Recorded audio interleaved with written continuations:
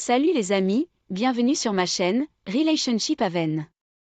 Dans l'histoire d'aujourd'hui, OP a découvert que sa femme l'avait trompé avec un gars qui n'a rien à voir avec OP. Le gars est fauché, a une ordonnance restrictive contre lui et vit toujours avec ses parents à 42 ans. Maintenant, elle prétend qu'elle veut se réconcilier. Dans la deuxième histoire d'aujourd'hui, OP a découvert que sa femme l'avait trompé avec son frère adoptif. Maintenant, entrons dans les histoires d'aujourd'hui pour découvrir ce qui s'est passé. J'envisage de divorcer de ma femme depuis 16 ans et mère de mon fils de 4 ans. En janvier, elle a révélé qu'elle avait eu une liaison émotionnelle qui avait commencé 6 mois plus tôt. Elle venait de rompre. J'étais sous le choc en entendant cela. Je pensais que nous avions eu une relation amoureuse et une vie merveilleuse ensemble. Les choses n'étaient pas parfaites, mais dans l'ensemble, il y avait beaucoup de raisons d'être heureux. Nous avons tous les deux eu des carrières enrichissantes, un enfant que nous adorions complètement et une belle maison.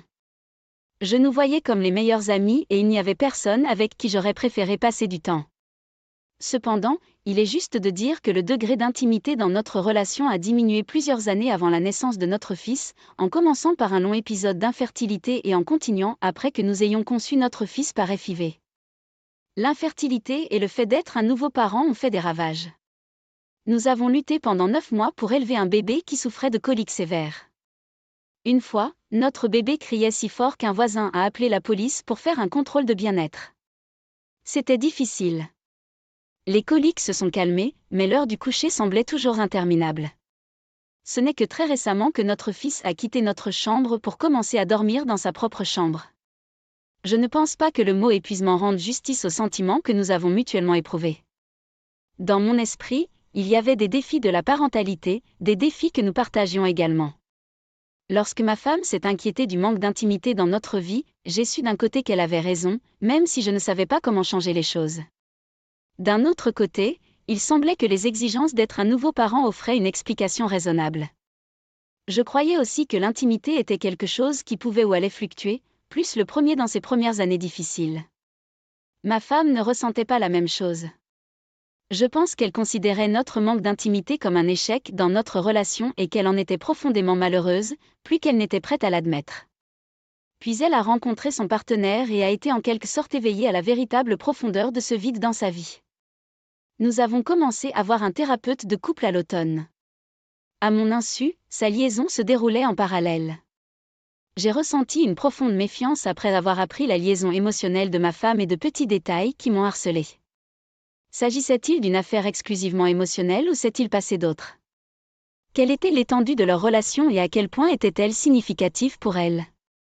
Au cours de plusieurs mois, j'ai découvert de nombreux détails qui n'étaient pas vraiment volontaires, ou plutôt, j'ai pu déterrer des informations grâce à mes propres efforts d'enquête. Par exemple, la récupération de données, la surveillance des emails, la vérification de l'historique du navigateur, etc. Avec chaque nouveau détail venait une nouvelle révélation et j'ai appris qu'il s'était passé beaucoup plus de choses que ce que j'avais été amenée à croire au départ. Ma femme a fait 3 voyages d'une nuit à l'extérieur de la ville au cours de l'automne et de l'hiver dernier. Chaque fois, je lui ai donné mes encouragements. Elle partait travailler sur des projets d'écriture ou faire de la raquette avec des amis et je pensais que c'était des activités à nourrir. Je suis restée à la maison et j'ai pris soin de notre fils. Plus tard, j'ai appris qu'elle rencontrait son partenaire à chaque voyage. J'ai appris qu'ils avaient échangé des photos et des vidéos sexuellement explicites. Malheureusement, j'ai aussi vu une partie de ce matériel. J'ai appris qu'ils avaient eu des relations sexuelles à de nombreuses reprises. Ils se sont dit « je t'aime ». À un moment donné, ils ont envisagé un avenir ensemble, mais ont dû être patients en attendant leur heure. Cependant, en janvier, ma femme a décidé de rompre avec son partenaire. Les choses ne se sont pas bien passées. Elle recevait des SMS abusifs et menaçants. Ma femme est devenue très contrôlante à l'égard de son partenaire. On m'a demandé de bloquer son numéro de téléphone, son adresse email et son compte Instagram afin qu'il ne puisse pas essayer de me contacter. On m'a fait sentir qu'il était un individu mentalement instable, une personne imprévisible dont moi et nous devrions avoir peur. J'ai commencé à dormir dans la chambre de mon fils, qui est au rez-de-chaussée. Je voulais être sûre d'entendre s'il essayait de s'introduire par effraction. Il passait en voiture au milieu de la nuit et jetait des sacs de choses sur notre pelouse. La police a été appelée. Malheureusement, ce n'est pas là que les choses se sont arrêtées. Nous avons continué à suivre une thérapie, qui s'est concentrée sur l'affaire. Cependant, ma femme n'a pas pu et n'a pas voulu couper complètement le contact avec son partenaire. Ils ont continué à envoyer des SMS. Il lui a acheté un cadeau pour la Saint-Valentin. Elle lui a acheté un cadeau d'anniversaire. Ils ont continué à se voir. Ils étaient toujours intimes l'un avec l'autre. Un jour, j'ai glissé mon téléphone dans notre voiture, j'ai allumé le GPS et je l'ai regardé conduire jusqu'à sa maison et y rester pendant 2 heures. C'est difficile de s'attaquer à toutes les choses que j'ai traitées, et il est difficile de réconcilier comment ma femme a pu se permettre d'être dans une relation aussi toxique. Son partenaire est à l'opposé de moi. Il est instable, fauché et vit avec ses parents. Il a 42 ans. Son ex-partenaire a une ordonnance de protection contre lui et il n'a qu'un accès limité et supervisé à ses propres enfants. Je ne sais pas quoi dire. J'aime ou j'aimais ma femme. J'aime notre famille. Ce n'est pas ce que je voulais. OP, voici mes réflexions sur la situation. Vous êtes au courant de ce qui s'est passé. Vous devez rassembler des preuves et discuter avec un avocat de vos options. Vous vous rendez compte qu'en continuant cette façade, vous mettez en danger la sécurité et le bien-être de votre propre enfant. Elle est sortie de ce mariage, auquel vous vous accrochez et utilise des mensonges, de la tromperie et du gaslighting comme moyen de vous garder comme paillasson. Vérifiez les lois de votre État quant aux raisons du divorce. Si vous vivez dans un État sans faute, cela peut rendre les choses plus difficiles pour vous. Si vous demandez un avis juridique, demandez à la femme rebelle de vous rendre visite et stipulez qu'il n'y a pas de visite du sexe opposé pendant que vous avez des visites, car vous savez déjà que le partenaire est mentalement instable. Voyons ce que les commentaires avaient à dire sur cette situation. Kranash a dit « Je sais que tu aimes profondément ta femme et je suis vraiment désolé que tu sois dans cette situation, mais tu n'es plus seulement avec elle. Vous êtes également responsable de votre fils maintenant ainsi que de son bien-être mental et physique. Où pensez-vous que votre fils sera lorsque votre femme voudra voir son partenaire pendant qu'elle doit s'occuper de votre fils parce que vous êtes au travail ou ailleurs? Elle a besoin d'apprendre qu'elle a détruit le lien que vous aviez autrefois, que toute confiance et tout respect sont perdus. Non pas que vous deviez vous battre pour elle. Elle est sortie. Elle vous a trahi. Si elle veut que ce mariage survive, alors elle doit se battre, pas vous. C'est votre travail de lui montrer que vous ne tolérez plus sa liaison, son manque de respect et son comportement égoïste. Construisez un lit dans la chambre de votre fils et dormez ignorez sa présence à la maison à moins qu'il ne s'agisse de l'enfant. Arrêtez d'aller voir des conseils matrimoniaux. Cela ne sert à rien tant qu'elle ment. Dites-lui que vous ne lui serrez même pas la main avant qu'elle ne rencontre un médecin et ne se fasse tester pour les MST maintenant et dans 3 mois. Ensuite, faites l'étape la plus importante. Allez voir un avocat, préparez les papiers de divorce et signifiez-lui les papiers de divorce. Passons maintenant à la deuxième histoire d'aujourd'hui. C'est la première fois que je poste, alors soyez indulgents avec moi. Cela m'est arrivé il y a quelques jours à peine. Permettez-moi de vous donner un peu de contexte. Je suis avec ma petite amie depuis 1 an. Elle a elle-même 2 enfants. J'en ai moi-même un. Notre histoire commence en 8e année. Elle a été mon premier amour. J'ai déménagé à Los Angeles, ce qui nous a amenés à nous séparer et bien sûr les gens passent à autre chose.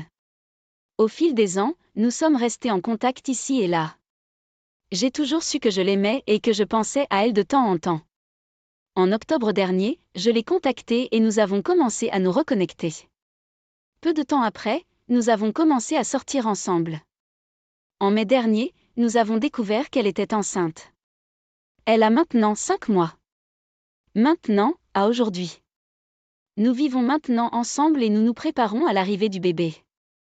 Les choses semblaient aller plutôt bien pour la plupart, mais au cours des 2 dernières semaines, j'avais remarqué qu'elle agissait très étrangement, en particulier en ce qui concerne son iPad, qui est connecté à son téléphone. Ainsi, toutes les photos, SMS et appels y sont enregistrés grâce à sa synchronisation. Elle est coiffeuse, alors elle le laissait au travail dans son casier ou dans sa voiture. Il y a environ 1 semaine, elle m'a demandé de surveiller les enfants pendant qu'elle allait travailler pendant quelques heures. À la maison, j'ai entendu son iPad se déclencher, alors je suis allée de l'avant et j'ai vérifié ce que c'était. Les messages qu'elle recevait provenaient de son frère adoptif aîné. Il a été adopté très jeune par son père avant même sa naissance, d'après ce que j'ai compris. Les messages ont commencé neutres, rien d'extraordinaire, jusqu'à ce que les choses vraiment horribles commencent à apparaître. Les messages ont conduit à de nombreux sextos et nus d'envoyer d'elle à lui. Ils ont également prévu des jours pour se rencontrer quand elle n'aurait pas les enfants avec elle afin qu'ils puissent avoir des relations sexuelles. Cependant, c'est là que cela devient déroutant. Tout au long des SMS, elle a trouvé des excuses pour expliquer pourquoi elle ne pouvait pas avoir de relations sexuelles, mais ne pouvait que traîner, même si elle prévoyait clairement des jours pour le voir. Quelques heures plus tard, elle est arrivée à la maison et je l'ai confrontée à tout cela. Sa réponse a été qu'il avait profité d'elle il y a quelques années alors qu'elle était ivre, et à partir de là, cela a commencé à devenir un événement consensuel courant. Elle a fini par y mettre un terme, mais récemment, cela avait recommencé, et elle avait essayé de le faire arrêter de la poursuivre en lui envoyant des sextos et en coupant court parce qu'elle ne voulait pas perdre son frère. Elle a également souligné qu'il n'avait pas eu de relation sexuelle récemment, elle l'a vu il y a 2 semaines. Tout cela m'a semblé être une connerie, alors j'ai fait mes valises et je suis partie. Je suis choquée, et maintenant j'ai des doutes sur le fait que le bébé soit même le mien, parce que je ne peux rien croire de ce qu'elle dit. Une partie de moi veut comprendre et même retourner vers elle pour le bien du bébé. Je ne sais pas quoi faire à ce stade. J'apprécierais tout conseil. OP, voici mes réflexions sur la situation. Vous devez faire un test de paternité dès que possible, puis informer ses parents de ce qui s'est passé afin qu'elle ne fasse pas tourner le récit. Vous devez également contacter un avocat et passer un test MST. Je vous souhaite bonne chance dans votre situation OP. Merci d'avoir pris le temps d'écouter les histoires d'aujourd'hui. N'oubliez pas d'aimer et de vous abonner si vous ne l'avez pas déjà fait, et commentez ci-dessous ce que vous pensez des histoires d'aujourd'hui. S'il y a une histoire que vous aimeriez partager avec moi sur votre propre situation ou celle de quelqu'un d'autre, n'hésitez pas à me contacter. Prenez soin de vous,